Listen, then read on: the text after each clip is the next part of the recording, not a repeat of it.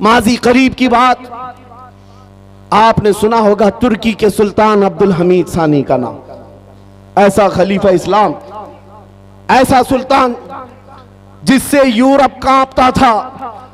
पूरे अब्दुल हमीद की जिंदगी में एक टुकड़ा बैतुल मुकद्दस के इर्द गिर्द मांगने के लिए यहूदियों की नाक रगड़ गई। उस खलीफा इस्लाम ने 1 इंच जमीन भी उनको नहीं दी थी।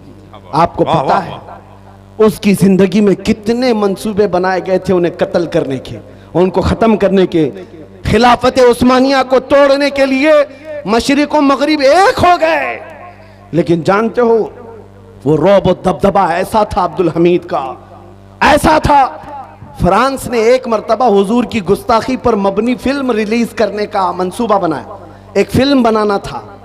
जैसे ही सुल्तान अब्दुल हमीद को यह खबर मिली, पैगाम सिर्फ इतना भेजा कि अरे फ्रांस के लोगों बाज आ जाओ, नबी पाक से हमारा ऐसा रूह का रिश्ता है, ऐसा ईमान का रिश्ता है कि हम में से कोई मुसलमान इस चीज को बर्दाश्त नहीं करेगा। अगर तुम इस फिल्म के रिलीज करने से बाज नहीं आओगे, खलीफा इस्लाम अब्दुल हमीद सानी ने कहा था पूरी दुनिया को लाकर मैं तुम्हारे सर पर फोड़ दूंगा। और ऐसा खौफ था, ऐसा डर था।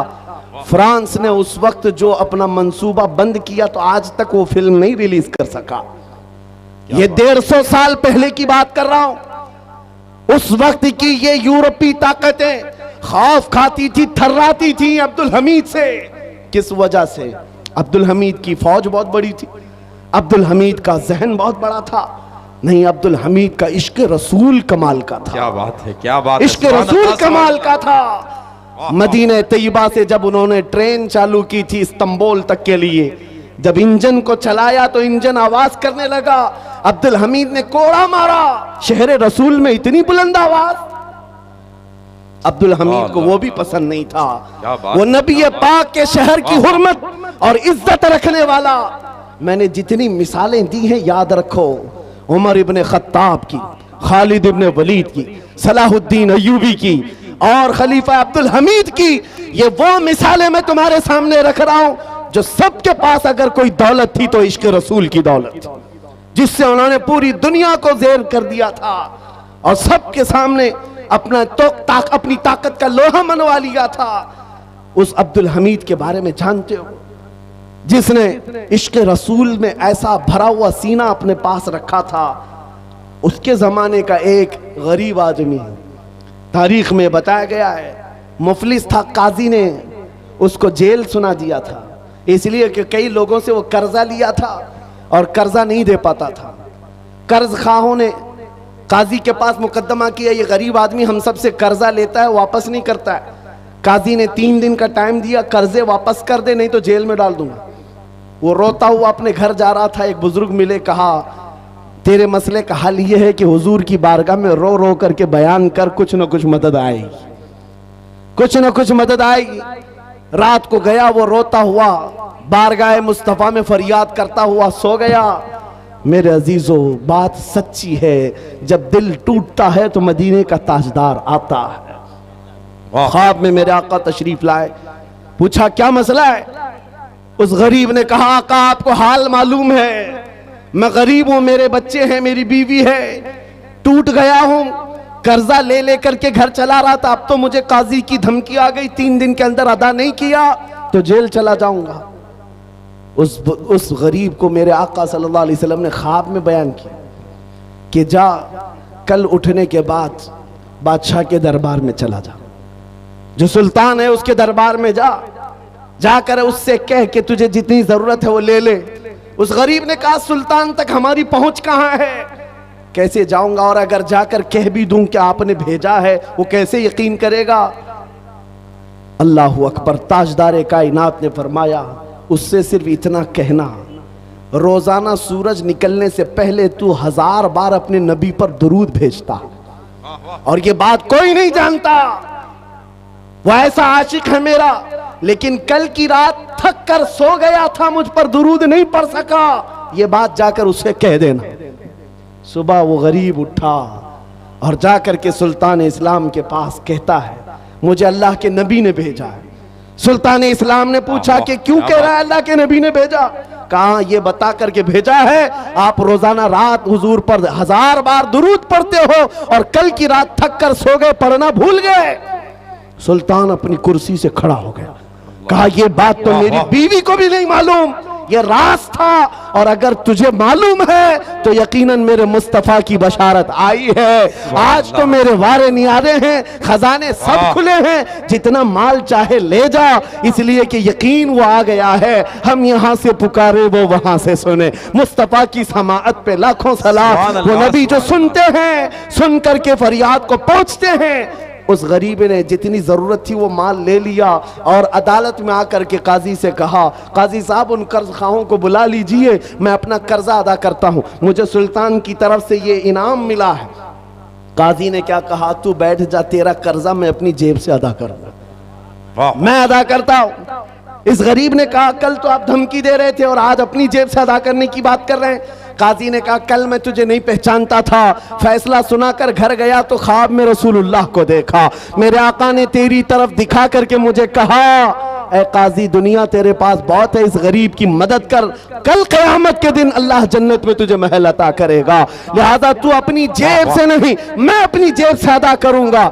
जितने कर्ज ख्वाब बैठे थे उन्होंने ये माजरा देखा, खड़े हो गए, कहा काजी साहब ना आप अदा करेंगे ना वो अदा करेगा, और भी कर्जा चाहे तो हम और देंगे, इसलिए कि इसकी हैसियत हुजूर की बारगाह में इतनी हमें मालूम नहीं था। वो कर्ज जितने कर्जदार जो था उस दरबार से उठता है, ना उसे 1 रुपया देना पड़ा, ना किसी को मनाना पड़ा, बल्कि प्लस उसको सुल्तान की तरफ से खजाना भी मिला। वहां दरबार से निकला और झूमता हुआ कहने लगा, इतना दिया सरकार ने मुझको जितनी मेरी औकात नहीं, ये तो उनका करम है, वरना मुझ में तो ऐसी बात नहीं। मेरे करीम से अगर कतरा किसी ने मांगा, दरिया बहा दिए हैं, दुर्बे बहा दिए हैं। इस वाक़े को मैंने सिर्फ इसलिए आपके सामने बयान किया। वो सुल्तान कौन था जिसका 1000 बार का दुरूद रोजाना का मामूल था? वो खलीफा अब्दुल हमीद सानी था, जिसका रौब दबदबा ऐसा था कि आज के दौर के 50 मुल्कों पर वो तन्हा हुकूमत करता था। आज 50 कंट्रियों में बट गया यूरोप, उनमें तन्हा हुकूमत थी अब्दुल हमीद की। मेरे अजीजों, आप क्या समझते हैं? ताकत और कुव्वत उसी इश्क़ मुस्तफ़ा का नाम है, उस मोहब्बत मुस्तफ़ा का नाम है।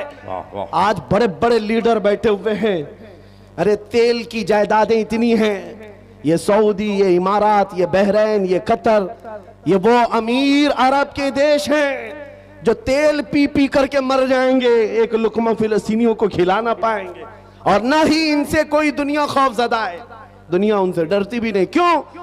ऐसे पट्टू हैं कि उनकी जुबानों में हमारी जुबान रखी गई है, दुनिया जानती है, यूरोप को, अमेरिका को मालूम है, लेकिन इन बड़े बड़े ताकतवर देशों से नहीं डरने वाला यूरोप हमने अभी 4-5 साल पहले देखा है।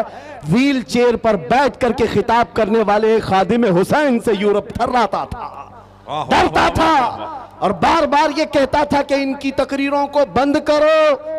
हम सोचते हैं जिसके पैर में तकलीफ हो, खड़ा नहीं हो सकता, व्हील चेयर पर बैठकर लब्बैक का नारा लगाता है, यूरोप की धरती भी हिलती हुई नजर आती है। पता ये चला, ताकत और कुव्वत तख्त और ताज का नाम नहीं, फौज का नाम नहीं, बादशाही ताज का नाम नहीं, ताकत और कुव्वत हकीकत में इश्क़ मुस्तफ़ा का नाम। सामईन हजरात, ये प्रोग्राम आप सुन्नी जंक्शन की जानिब से समाप्त कर रहे हैं। अब आओ, मैं अपनी गुफ्तगू को खत्म करने पर आया हूं। सारी दुनिया के उन नामों से रिसालत के मुहाफिजीन जो जिया लेते हैं, उनकी बारगाह में मैंने खिराज अकीदत पेश किया, जिन्होंने मेरे नबी के इस नाम की इज्जत की हिफाजत की है। वो खा सैयदना उमर इब्न खत्ताब हो, सैयदना खालिद इब्न वलीद हो, सैयदना सलाहुद्दीन अय्यूबी हो, या सुल्तान अब्दुल हमीद सानी हो, या वो उन जर्नेलों की बात मैं कर रहा हूं जिनकी ताकत का लोहा पूरी दुनिया मानती थी, लेकिन उन सब के पास एक ही ताकत थी, वो इश्क़ रसूल की थी। आपको मैं अब उस जियाले मर्द कलंदर के दरबार में ले जाता हूं, जिसकी ताकत का लोहा आज भी दुनिया मानती है, और हर इलाके में जिसका रौब छाया हुआ है। वो कौन है? वो बरेली का का ताजदार है, वो इमाम अहले सुन्नत है। इसलिए कि दुनिया आज उनके नाम लेवाओं से डर रही है। ये बरेलवी है तो डर लग रहा है, इसलिए नहीं कि आतंकवादी है, इसलिए नहीं कि दहशतगर्द है, इसलिए कि इश्क रसूल में जब निकलता है तो काया पलट देता है, ज़ेर को ज़बर कर देता है, ज़बर को ज़ेर कर सकता है। उस आशिक रसूल के पैरोकारों से आज दुनिया लरज रही है, जिसने नबी करीम सल्लल्लाहु अलैहि वसल्लम की मोहब्बत को अपना जीना मरना बना लिया था, अपना ओढ़ना बिछोना बना लिया था। आपको पता है आज हमारे मजमों में आला हजरत के नारे लगते हैं तो इसलिए नहीं कि वो बड़हेज कबीले का बहुत बड़ा पठान था या बहुत बड़ा जमींदार था, इसलिए मसलक के आला हजरत और इश्क मोहब्बत के नारे नहीं लगते, बल्कि नारे सिर्फ इसलिए लगते हैं उस इमाम अहले सुन्नत ने जिंदगी भर हमारे दिलों को जो इश्क रसूल पिलाया है, भरा है। जब जब मकाम इस तरह का आया कि कुत्ते हुजूर की शान में भौंक रहे थे, अपने जैसा कह रहे थे, पीठ पीछे का इल्म नहीं, पागलों बच्चों के इल्म के बराबर कहते रहे, तब बरेली का इमाम नामों से रिसालत की हिफाजत करते हुए बढ़ चढ़ करके कहा था, कुत्ते क्या कहते हैं इससे कोई परवाह नहीं, हम तो नबी की बारगाह में कहते हैं सरवर कहूं के मालिक व मौला कहूं तुझे, बागे खलील का गुले ज़ैबा कहूं तुझे, अल्लाह रे तेरे जिस्म मुनव्वर की ताबिशे, ऐ जाने जाम जाने तजल्ला कहूं तुझे, तेरे तो वस्फ ऐबे तनाही से हैं बरी, हैरा हूं मेरे शाह मैं क्या क्या कहूं तुझे, लेकिन रज़ा ने खत्मे सुखन इस पे कर दिया, खालिक का बंदा खल्क का आका कहूं तुझे। सुभान अल्लाह सुभान